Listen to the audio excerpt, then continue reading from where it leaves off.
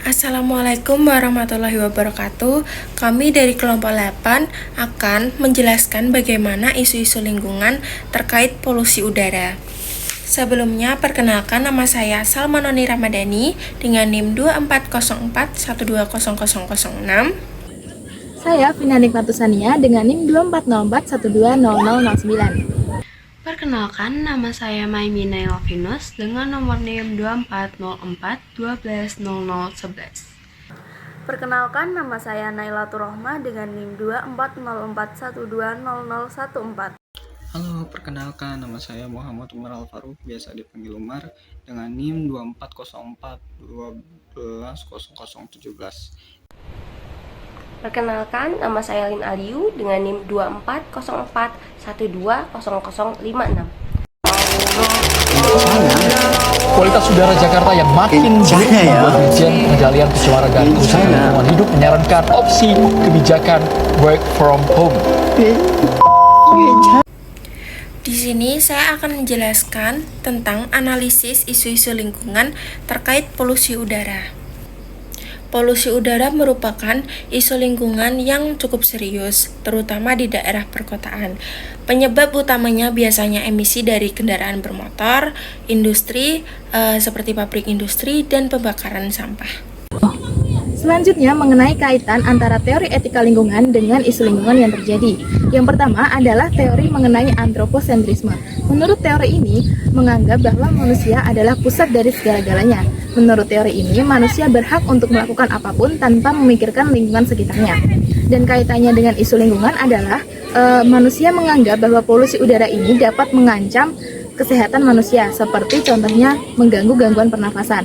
Namun tanpa mereka sadari, polusi udara ini terjadi akibat ulah mereka sendiri. Manusialah yang menyebabkan polusi udara ini terjadi. Tapi manusia tidak memikirkan bagaimana solusi atau pencegahan untuk menanggulangi dari polusi udara ini. Sehingga mereka hanya menganggap bahwa polusi udara ini hanya mengancam mereka saja tanpa memikirkan solusi untuk menanggulanginya. Yang kedua adalah teori biosentrisme. Teori ini bertentangan dengan teori antroposentrisme, karena menurut teori biosentrisme ini menganggap bahwa nilai-nilai seluruh hal yang ada di bumi ini memiliki nilai-nilai intrinsik yang sama, baik itu biotik maupun abiotik. Dan menurut teori ini, manusia harus melakukan cara atau melakukan penanggulangan untuk menanggulangi polusi udara yang sedang terjadi. Sehingga setelah manusia melakukan penanggulangan tersebut dapat memberikan dampak positif baik bagi lingkungan biotik maupun lingkungan abiotiknya. Dan yang ketiga adalah teori mengenai ekosentrisme. Teori ini hampir sama seperti teori biosentrisme. Teori ini merupakan perbesaran dari teori biosentrisme itu sendiri. Dan menurut teori ekosentrisme ini hampir sama juga seperti teori biosentrisme, yakni biotik dan abiotik memiliki nilai yang sama, sehingga manusia harus melakukan penanggulangan atau melakukan pencegahan agar polusi tidak semakin memperburuk isu lingkungan yang sedang terjadi. Sehingga setelah manusia melakukan pencegahan atau penanggulangan tersebut dapat memberikan dampak positif bagi lingkungan biotik maupun abiotik. Seperti yang sudah kita ketahui, polusi udara ini sangat menyebabkan kerugian bagi manusia karena memiliki berbagai dampak buruk terutama bagi kesehatan dan juga lingkungan. Bagi kesehatan, polusi udara ini dapat menimbulkan bibit penyakit, membuat mata merah dan iritasi, membuat kulit gatal-gatal dan bersisik, juga menyebabkan gangguan pada pernapasan.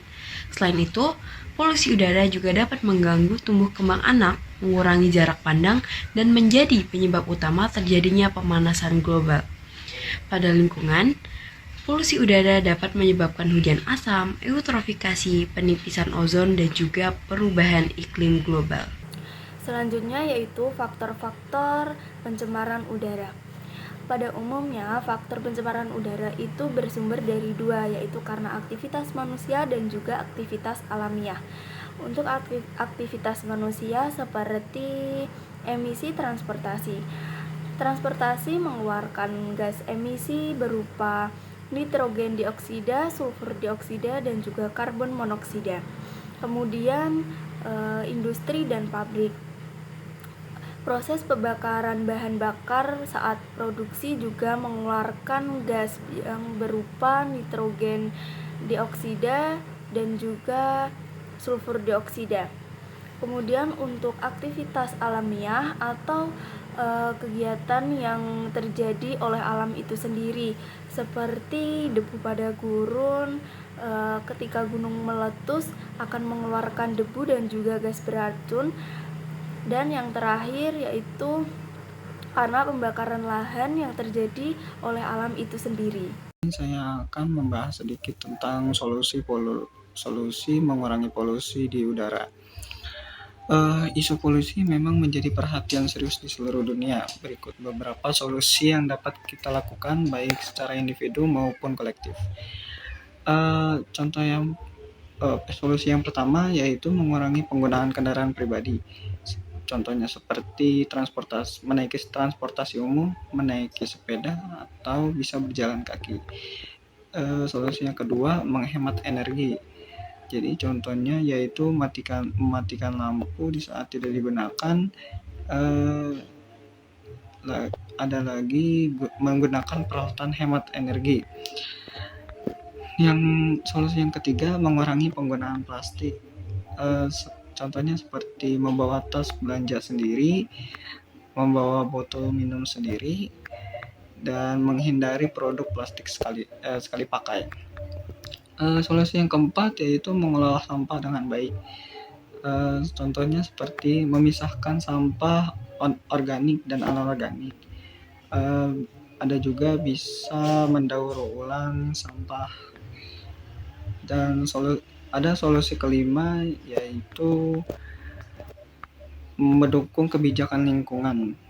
Contohnya partisipasi aktif, ikut serta pelestarian lingkungan, dan ada lagi menyuarakan untuk perubahan terkait kebijakan lingkungan.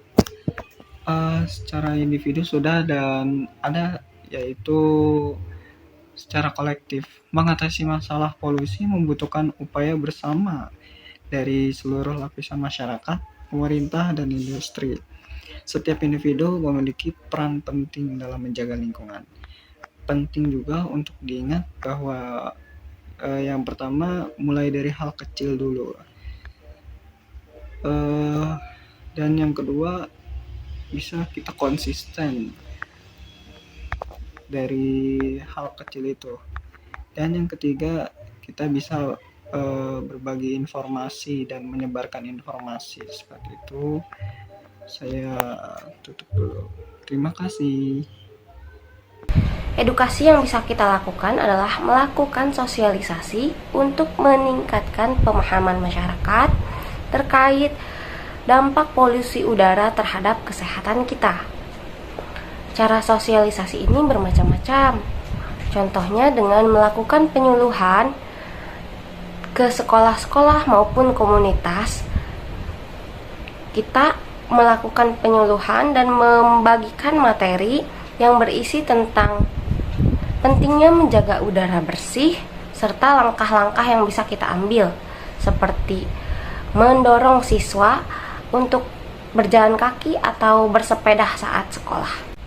Selanjutnya, kita bisa memasang spanduk, poster, maupun papan informasi di lokasi strategis. Papan informasi ini bisa berisikan tentang data polusi udara atau tips-tips mengurangi polusi. Kita juga bisa ikut serta dalam melakukan kampanye lingkungan, seperti Hari Bebas Kendaraan Bermotor. Selain menurunkan tingkat polusi udara, kita bisa menikmati momennya karena udara kota akan lebih sehat dan segar. Bersama-sama, kita mengedukasi teman-teman, keluarga, serta tetangga tentang pentingnya menjaga udara bersih. Udara bersih adalah hak kita semua. Dengan melakukan langkah kecil dan kesadaran bersama, kita bisa mewujudkan lingkungan yang sehat untuk dunia.